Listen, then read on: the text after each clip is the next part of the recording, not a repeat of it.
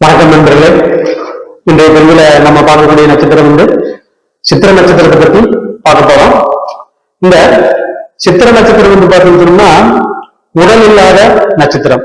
என்ன காரணம்னா இந்த சித்திர நட்சத்திரத்தினுடைய 1ஆம் பாதமும் 2ஆம் பாதமும் கன்னிராசியிலிருந்து 3ஆம் பாதம் மற்றும் 4ஆம் பாதம் துளாராசியிலிருந்து இருக்கும். அதாவது 2 பாதங்கள் ஒருவருடைய வீட்டிலிருந்து 2 பாதங்கள் சுக்கிரனுடைய வீட்டிலிருந்து இருக்கும். அப்போ ஆத்துல ஒரு காலு சேத்துல ஒரு கால்.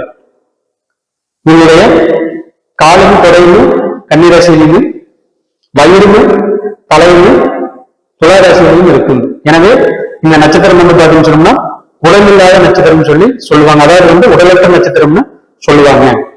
பொதுவா இந்த சித்திர நட்சத்திரம் புதனுடைய வீட்டுல இருக்குங்க. இந்த புதன் பேச்சுக்கு அதிபதி. அப்ப சித்திர நட்சத்திரம் அந்த அதிபதி பார்த்தீங்கன்னு சொன்னோம்னா செவ்வாய் எப்பவுமே ஸ்பீடு ரொம்பவே இருக்கிறது அதிகமான ஸ்பீடு பார்த்தீங்கன்னா செவ்வாய் தான். அப்போ இயற்கையாவே சித்திர நட்சத்திரக்காரங்க பேச்சு பார்த்தீங்கன்னா ரொம்ப ஸ்பீடா பேசக்கூடிய தன்மையில் இருப்பாங்க, கோபமாக பேசக்கூடிய தன்மையில் இருப்பாங்க. டக்குன்னு எதை கேட்டாலும் பதில் சொல்லுவாங்க. என்ன காரணம்னா நம்மளுக்கு இந்த புதன் பார்த்தீங்கன்னு சொன்னோம்னா நாக்கு பிடிக்குங்க, செவ்வாய் பார்த்தீங்கன்னு சொன்னா அவங்களுடைய பல்ல பிடிக்கும். அப்போ நம்ம வாய்ப்புலயே பார்த்தீங்கன்னு சொன்னா புதன் பிளஸ் செவ்வாய் இருக்கு. நாக்கு புதன், பல்லு செவ்வாய். அப்ப இயற்கையாவே இந்த சித்திர நட்சத்திரத்துக்காரரு படப்படன்னு பேசக்கூடிய தன்மை ரொம்பவே அதிகமாக இருக்கும். ஆர்கியூமெண்ட் இவங்ககிட்ட பண்ணவே முடியாது. நீங்க எதை பேசினாலும் ஆர்கியூமெண்ட் பண்ணுவாங்க. நல்ல வக்கீல் பாத்தீங்கன்னா இந்த சித்திர நட்சத்திரம் 1ஆம் பாகம் 2ஆம் பாகம் இருந்தாங்கன்னா அருமையான வக்கீலா வருவாங்க. நன்றாக பேச்சு திறமை இருக்கும். அவங்க பேச்சில் அடிக்கவே முடியாது. வெட்டு துண்டுறது அப்படிதான் அவங்க பேச்சு இருக்கு.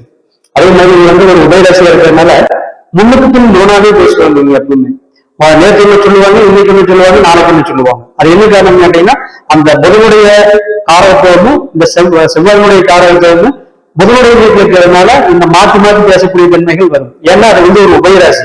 உபயராசி அப்படிங்கிறது பாத்தீங்கன்னு சொன்னோம்னா சரராசிக்கும் இல்லாம ஸ்திரராசிக்கும் இல்லாம இடையில இருக்கிற மாதிரி அர்த்தம். அதாவது அது ஒரு ஊஞ்சல் மாதிரி வச்சுக்கீங்களேன். அங்கேயும் இங்கேயும் ஆடிட்டே இருக்கு. ஊஞ்சல் நிக்காது. நம்மளா பிடிச்சு நிறுத்தினாதான் அது நிக்கலையும் அது ஆடிட்டே இருக்கு. அது எப்ப நிக்குதோ அப்பதான் நிக்கி. அதே மாதிரி உங்களுடைய மனசும் எப்பவுமே பாத்தீங்கன்னா ஒரு ஆஸ்பிரேஷன்ல இருந்துட்டே இருக்குங்க. அதே மாதிரி இந்த சித்திர நட்சத்திரம் ஈஸியா ஒருத்தருக்கு பகையை வாங்கிக்குவாங்க. என்ன காரணம்னா இந்த காலபுருஷனுக்கு லக்னாதிபதி யாருன்னு கேட்டீங்கன்னா செவ்வாய். அதாவது மேசராசிக்கு அதிபதி பிளஸ் விருச்சிக ராசிக்கு அதிபதி.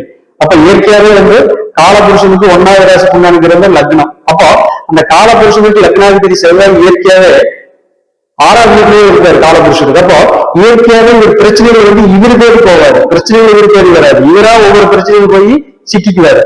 ஒரு பிரச்சனை முடிஞ்சா அடுத்த பிரச்சனை அவருக்கு காத்துட்டு இருக்கு. அதே மாதிரி எந்த டாக்குமெண்ட் அடிச்சாலும் அதுல பாத்தீங்கன்னு சொன்னா வில்லங்கள் இருக்குதான்னு பார்த்துட்டு வாங்கணும். என்னன்னு கேட்டீங்கன்னா காலபுருஷனுக்கு 8 அதிபதி 6ல இருக்காரு.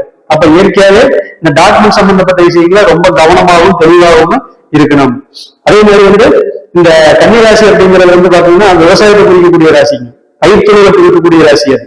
அப்போ இந்த செவ்வாயினுடைய நட்சத்திரம் அங்க இருக்கிறதுனால இயற்கையாவே பாத்தீங்கன்னு சொன்னா விவசாயம் சம்பந்தப்பட்ட மிஷினரிகள்லாம் பாத்தீங்கன்னு சொன்னா இவங்க பயன்படுத்துவாங்க. மிஷினரி பாத்தீங்கன்னு சொன்னா சம்பந்தப்பட்ட விஷயங்களும் இவங்களுடைய தொழில் இருக்கும். அதே மாதிரி பாத்தீங்கன்னு சொன்னா டாக்குமெண்ட் சம்பந்தப்பட்ட தொழில் இருக்கும். கெமிக்கல் என்ன காரணம்னா நம்மளுக்கு விவசாயம் வரும்போது அந்த இடத்துல கெமிக்கல் வந்துருங்க. ஏன்னா நம்மளுக்கு அந்த உரமெல்லாம் போடுறோம் இல்லைங்களா, அதனால அது கெமிக்கல். அப்போ சித்திர நட்சத்திரம் கன்னிராசியில் இருக்கிறதுனால இயற்கையாவே இந்த கெமிக்கல் சம்பந்தப்பட்ட விஷயங்கள், அந்த உரம் சம்பந்தப்பட்ட தொழில்கள் இவங்களுக்கு ஈஸியாக வரும். அதே மாதிரி டிராக்டர் இந்த மாதிரி ஹெவி இன்ஜின்ல தொழில் விவசாயத்துக்கு தேவைப்படக்கூடிய இதெல்லாமே பாதிச்சோம்னா தேவைப்படக்கூடிய பொருட்கள் எல்லாமே இந்த சித்திர நட்சத்திரத்தை அந்த கன்னிராசி இருக்கிறதுனால விவசாய நட்சத்திரத்தினால அது குறிக்குங்க. அதே மாதிரி இவங்களுக்கு இயற்கையாவே சாமர்த்தியம் முடியுங்க. பேச்சு சாமர்த்தியம் ரொம்பவே இல்லை. எப்பேற்பட்ட ஆளுக்கு இருந்தாலும் இவங்க பேச விட்டீங்கன்னா பேசி காரியத்தை சாதிச்சுட்டு வந்துருவாங்க. அதே மாதிரி இவங்களுக்கு நீங்க எப்பவுமே பாத்தீங்கன்னா ஆர்கியூமெண்ட் பண்ணாதீங்க. இப்போ சித்திர நட்சத்திரம் 1ஆம் பாகம். சித்திர நட்சத்திரம் 1ஆம் பாகம் எங்க இருக்குன்னு சிம்ம ராசியில இருக்குங்க. அதாவது சிம்ம நவாம்சத்தில் இருக்கு, நவாம்சத்துல. அப்போ இயற்கையாவே சித்திர 1ஆம் பாகத்துக்கு கர்வம் அதிகம், தான் அப்படிங்கிற அகம்பாவம் அதிகம். அதே மாதிரி அடுத்தவங்களுடைய அட்வைஸ் பிடிக்காது.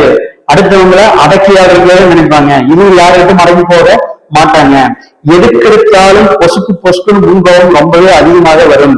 அதே மாதிரி வந்து எந்த விஷயமா இருந்தாலும் நேர்மையா இருந்துன்னு சொன்னா எந்த அளவுக்கு வேணாலும் இறங்கி போய் தட்டி கேட்பாங்க. இவங்களை நம்பி நீங்க எந்த காரியத்தை வேணாலும் ஒப்படைக்கலாம். என்ன காரணம்னா இந்த செவ்வாய் வந்து சூரியனுடைய வீட்டுல இருக்கிறதுனால, இந்த செவ்வாயுடைய நட்சத்திரம் சூரியனுடைய நவாம்சத்துல இருக்கிறதுனால பொதுவா வந்து அந்த சூரியன் அப்படிங்கிறது வந்து பாத்தீங்கன்னா ஒரு கௌரவங்க. ஒரு கௌரவம் சொல்றதை விட ஒரு நேர்மையோடு கிரகம். அப்ப இந்த செவ்வாய் வந்து பாத்தீங்கன்னு சொன்னா போர்க்குணத்தை குறிக்கக்கூடிய கிரகம். அப்போ இந்த செவ்வாயினுடைய நட்சத்திரம் 1ஆம் பாகம் கரெக்டா வந்து பாத்தீங்கன்னு சொன்னா சிம்ம நவாம்சத்தில் விழுகிறதுனால தப்ப வந்து யாரு பண்ணினாலும் தட்டி கேட்பாங்க. எதை பத்தியே கவலைப்பட மாட்டாங்க. ஃபர்ஸ்ட் வந்து பாத்தீங்கன்னு சொன்னோம்னா அவங்களுடைய பேச்சை வந்து பாத்தீங்கன்னு சொன்னா சூடாக்க ஸ்டார்ட் பண்ணுவாங்க. அப்போ இந்த 1ஆம் பாகம் வந்து மிகவும் பெருமையான பாகம். அதாவது வந்து மனசாட்சி உள்ள பாவம், நேர்மையான நட்சத்திரம், ஒழுக்கமான நட்சத்திரம்ங்க. ஏன்னா இதுக்கு வந்து ஒழுக்கத்தை வந்து நம்ம கத்துக்கலாம். என்ன காரணம்னா செவ்வாய் வந்து பார்த்தோம்னு சொன்னோம்னா எப்பவுமே குரு வீட்லயும் சூரிய வீட்லயுமே நல்லா ஒழுக்கமா இருக்கக்கூடிய தன்மையில தான் இருப்பாருங்க. அதனால வந்து இந்த சித்திரை 1ஆம் பாகத்துக்கு இயற்கையாவே திறமைகள் அதிகம், அடுத்தவங்களை கட்டி காப்பாற்றக்கூடிய தன்மையும் அதிகம், அடுத்தவங்களுக்கு வேண்டி எந்த உதவியும் பண்ணுவாங்க, எதை பற்றியும் பயப்பட மாட்டாங்க, யாரை பற்றியும் பயப்பட மாட்டாங்க. அடுத்த சித்திரை 2ஆம் பாகம். இந்த சித்திரை 2ஆம் பாகம் அப்படிங்கிறது வந்து கரெக்டா நவாம்சத்துல வந்து பாருன்னு சொன்னோம்னா கன்னி நவாம்சத்திலே விழுகுங்க. எந்த ராசியில் இருக்காரோ அதே நவாம்சத்துல விழுகும். சுய நவாம்சத்திலேயே விழுகும், சுயராசிலேயே விழுகும். அப்போ இந்த சித்திரை நட்சத்திரம் 2ஆம் பாகத்துல பிறந்தவங்க வந்து பாத்தீங்கன்னு சொன்னோம்னா வர்க்கோத்தம் ஆகுங்க. அதாவது வந்து ராசியிலையும் வந்து பாத்தீங்கன்னு சொன்னோம்னா செவ்வாய் வந்து பாத்தீங்கன்னு சொன்னோம்னா கண்ணியில இருப்பாரு. 2ஆம் பாகம் அப்படிங்கிற சந்திரன் கண்ணியில் இருப்பாரு. அம்சத்திலையும் வந்து பாத்தீங்கன்னு சொன்னோம்னா கண்ணிலேயே இருப்பாரு. அப்போ இயற்கையாவே வந்து பாத்தீங்கன்னா சித்திரை நட்சத்திரம் 2ஆம் பாகம் வர்க்கோத்தம நட்சத்திரம். அப்ப வர்க்கோத்தம் என்னன்னு கேட்டீங்கன்னா ராசி அம்சத்திலேயே ஒரே வீட்டுல இருக்குது. பொதுவா வர்க்கோத்தம கிரகங்களுக்கு வந்து மனசுல என்ன நினைக்கிறாங்களோ அது ஈஸியா வருங்க.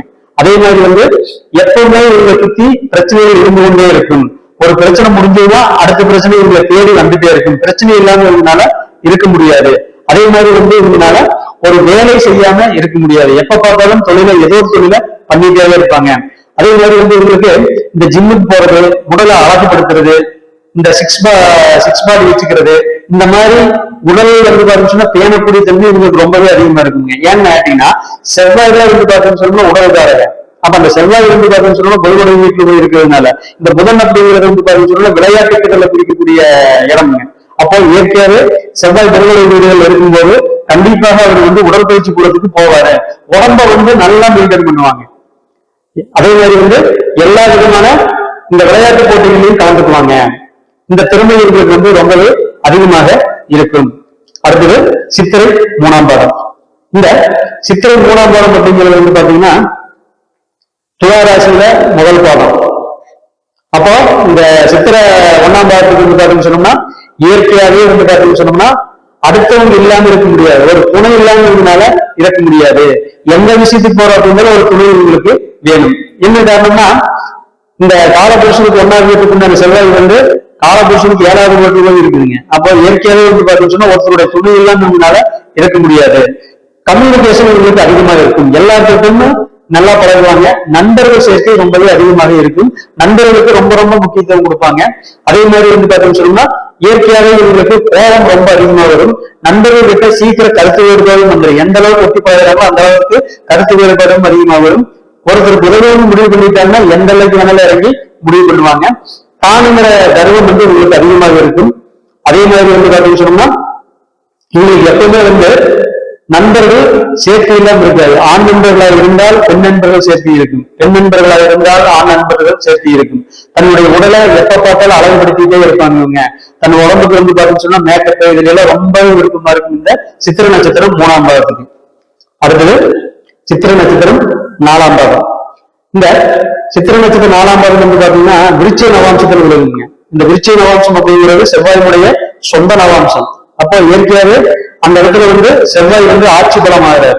அப்ப இயற்கையாவே வந்து பாத்தீங்கன்னு சொன்னா இந்த சித்திரை 4ஆம் பாகத்துக்கு கோபங்கள் அதிகங்க. வார்த்தை வந்து ரொம்ப கடுமையா பேசுவாங்க.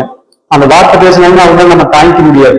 என்ன காரணம்னா விருச்சிக நவாம்சத்தில் இருக்கக்கூடிய சந்திரன் வந்து நேரா வந்து பாத்தீங்கன்னு சொன்னோம்னா தன்னுடைய 7ஆம் பார்வையால காலபுருஷனுக்கு 2ஆவது வீட்டை பார்ப்பார், ரிஷபராசி பார்ப்பார். ஆனா ரிஷபம் அப்படிங்கிறது வந்து பேச்சு. அப்ப இவங்க பேச்சு எண்ணிக்கையும் வந்து பாத்தீங்கன்னு சொன்னா அடுத்தவங்க துன்புறுத்துற மாதிரியே தான் இருக்கு, அடுத்தவங்க வந்து மனசை வந்து நோகிற மாதிரியே வந்து பேச்சு இருக்கு. அடுத்தவங்க மனசை பத்தி கொஞ்சம் கூட யோசிக்க மாட்டாங்க, வாயில வந்து டக்கு டக்கு டக்கு டக்குன்னு பேசி விட்டுருவாங்க. அதுதான் விருச்சிக ராசின்னு சொல்றோம், அந்த விருச்சிக நவாம்சம்னு சொல்றோம். அப்ப விருச்சிக நவாம்சம் இருக்கிறதுனால இவங்ககிட்ட வந்து பாத்தீங்கன்னு சொன்னா ரொம்பவுமே கவனமாத்த பழகணும். அதே மாதிரி இவங்களுக்கு இயற்கையில வந்து அந்த இது அதிகமா இருக்குங்க, அதாவது வந்து அந்த